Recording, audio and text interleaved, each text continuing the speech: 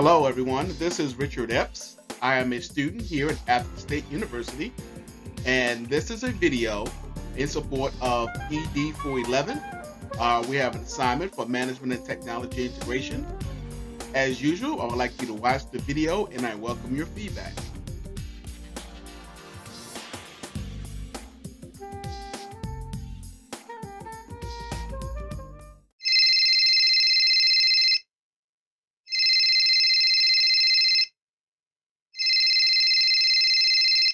Hello, Potter residents. Hi, Professor Potter. It's Margaret. How are you?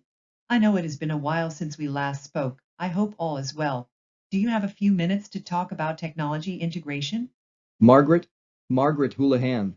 Well, hey, glad to hear from you. How's Frank? I mean Donald? Everything is great on my end. The semester just ended, and Shara and I are headed to the shores for a 2-week vacation. How can I help you? So, I just got a new teaching job at the BJ Honeycutt Military Academy and have been directed to integrate technology into their program. We teach 13 to 18-year-old students, and on my first tour of the school, I saw that every classroom has laptops and every student has iPads, not to mention their cell phones. We have smartboards, touch tables, and all kinds of great tech. Hold on, slow down. It sounds like you have a lot of technology. First, congratulations on the new job. As I recall, you are pretty tech savvy, so how can I help? Sorry, I was getting ahead of myself. Anyway, we have all this tech, but none of the curricula uses it. In fact, there is a 4-foot tech holding station in each classroom where students must place their cell phones when they come into class, and the only thing we use the iPads for is electronic textbooks. In my classroom, most of the laptops are still in their boxes and have not been set up.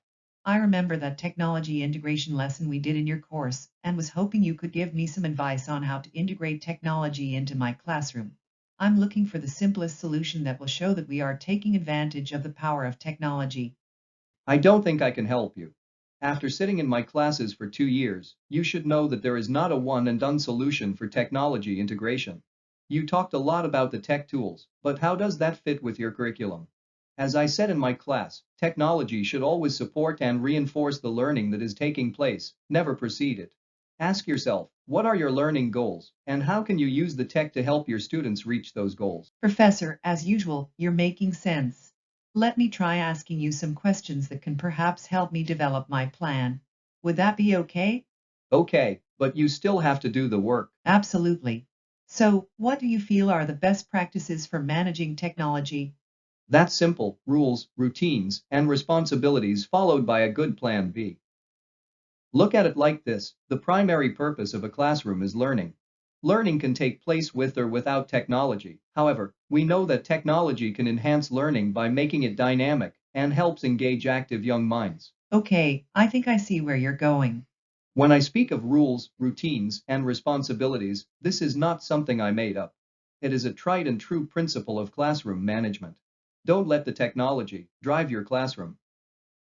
I've found a few simple rules work best, and well-crafted rules lend themselves to any classroom, with or without technology. In all my years of teaching, and regardless of what level, I use the same 4 rules. Respect yourself, respect others, focus on learning, and be prepared. Professor, those rules make sense, but how do they apply to technology? Especially when there are so many things that capture students' attention. Every day there seems to be a new app or gadget that captivates students. iPhones, Androids, games, Nintendo, widgets, you name it, they will bring it into the classroom. Yes, but remember our lessons about setting and enforcing rules, and how to maintain control of the classroom. Those same principles apply to integrating technology. There have always been things that distract students. Today it's gadgets, a few years ago it was the Rubik's Cube, and before that, it was something else. However, the key is teachers defining acceptable behavior and consistently enforcing standards. But let's not get too far off track. Think about the myriad of technology available to your students. As you said, every day there seems to be some new gadget, website, or app. There is no way you could possibly come up with device-specific rules for every one of these things. But simple classroom rules lend themselves to technology integration without having to name a specific type of technology. Say you have a student who is constantly on a device. Is that student respecting you as the teacher by having the device distract the class, or by focusing on the device rather than the class material? I didn't think about it like that. So the student is not respecting others and is not focused on learning. That makes sense. Basic simple rules work with and without technology. In addition, we do have a school computer use policy, and each student has to pass a digital citizenship course before they are issued their device, and they all sign a school device use and care contract. Also, being a military academy, they use a demerit system that seems to work well in curbing the inappropriate use of cell phones. It sounds to me like there are plenty of rules that your students have to follow with regard to technology, so I really think you may find success in using simple rules in your classroom. Let's talk about routines. I believe a good steady routine creates and supports a culture of organization and discipline in the classroom. If your students have a daily routine where they come into class and prepare for lessons by, say, reading the class activities on the class page and quietly preparing their materials, you can focus on something other than telling them to get off their phones. I suggest creating visual and verbal cues that tell students when it is and is not okay to use devices. I heard someone use the term apples down, eyes up, which told the student to put their iPads face down and focus on the teacher. How do you think you could use cues in your classroom? I think it's a great idea. I notice each classroom has what they call signal boards inside and outside of the classroom, with placards that indicate the type of activity going on in the room. This is used to tell other teachers and staff when the students are testing and should not be disturbed. We could use some sort of sign to show device use status. That's the spirit. It's about establishing the learning environment and focusing on the lesson, not the tech. Don't forget, you will need to plan the consequences of noncompliance. With or without tech, you will always have distracted and disruptive students. I recommend that you ensure the students understand that they are responsible for their learning, and if their behavior causes them to lose access to tech, they are still responsible for lesson requirements. I see your point. Our student responsibilities are codified in their learning contract, and in military fashion, they are required to remember their 10 student duties and responsibilities. That definitely sounds like a military academy, but it makes my point. Your students will abide by rules, routines, and responsibilities provided they are consistently enforced. Thanks, Professor. Your advice is very helpful. You also said something about having a plan B. You're welcome. When I say Plan B, I mean have a backup plan. While technology can be an education multiplier, over-reliance on it can lead to disaster. Plan your lesson by focusing on outcomes and then integrate technology to enhance the teaching and learning process. So, if your lesson plan calls for taking a virtual tour and you cannot connect, what is the backup plan? Think through this during lesson planning. There is nothing wrong with a good trip to the library and pulling a few books off the shelves. Just remember, a key element in classroom management, whether using technology or not, is to ensure that students are actively taking part in the learning process, not simply receiving it. Taking part in learning? Do you mean that students should actually plan lessons? No, but say when you are planning, you can leave room for students to figure out for themselves how they will get information. Take the virtual tour I just spoke of.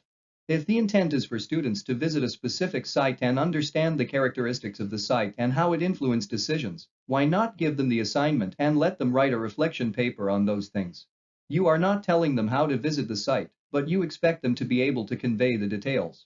Now they are a part of the exploration process of learning and will use the tools at their disposal to take a virtual tour or to read about the site. Here the focus is on the reflection paper, not the tech. Professor, you are always a fountain of wisdom. Thank you for your time, and I hope I didn't take too much of it. Not at all. Good luck in your class, and send me an email and let me know how it goes. Give Donald my best. Goodbye. Goodbye. Wow, Professor Sherman Potter, you always have the answers. Let me jot some notes before I forget them. Big takeaways, best practices, rules, routines, and responsibilities. So simple, but it can really work. Oh, I can't forget, always have a plan B. I remember from class, the professor talked about how the integration should be adapted for different tech, but all technology integration plans should address how to get students' attention. What was it again? Apples down, heads up. I have to figure out how to make sure the tech supports my lesson, and I clearly remember him saying, don't use tech for the sake of using tech. If it doesn't enhance, it doesn't belong. I also need to address troubleshooting and setting a cutoff time limit so we don't spend an entire lesson working on a tech problem. We really have to look at how students will save, submit, and post their work, and how I'll give them feedback. It really doesn't make a difference what device the students use, but they have to be able to do these things. That reminds me, look up the school student privacy safeguards policy and ensure the tech we use does not undermine it. I also have to look at planning considerations.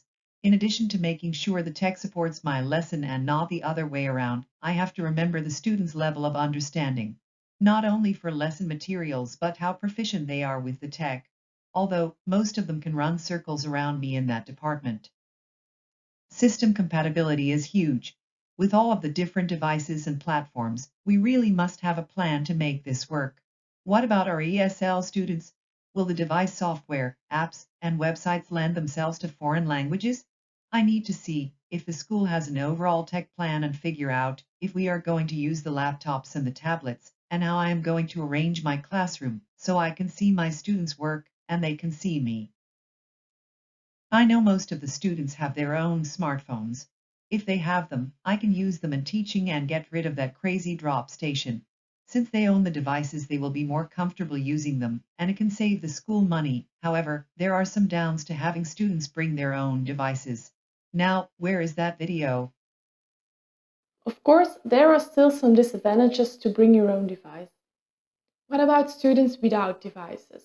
Bring your own device may be as good as it sounds, but you have to be careful too. Not every student has a device that they can bring to school. Some parents won't approve or just don't have the budget. Or they'll buy a very low budget device that doesn't really work well in practice. Make sure you aren't excluding the student and provide a device from school. Be aware of the student's needs here. Be careful about what you tell your students about this. This information may be very delicate. The second disadvantage is the left-handed teacher. What about the technology dummy? Okay, your students may know their own devices, but in some cases their knowledge doesn't reach far enough to overcome bigger technology problems.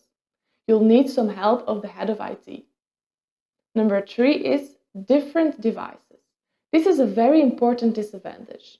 With bring your own device, it's hard to force students to bring or buy that one and the same device. Everyone will have a different device with different possibilities and services, other codes, other browsers, and another way of working. Applications may not be universal across all platforms. This is why in many schools, bring your own device is actually bring your own iPad or bring your own Chromebook. In other words, schools mandate that students buy a particular device. This keeps tech support issues to a minimum while still being budget friendly for the school. Those school-issued iPads will play a big role in my lessons.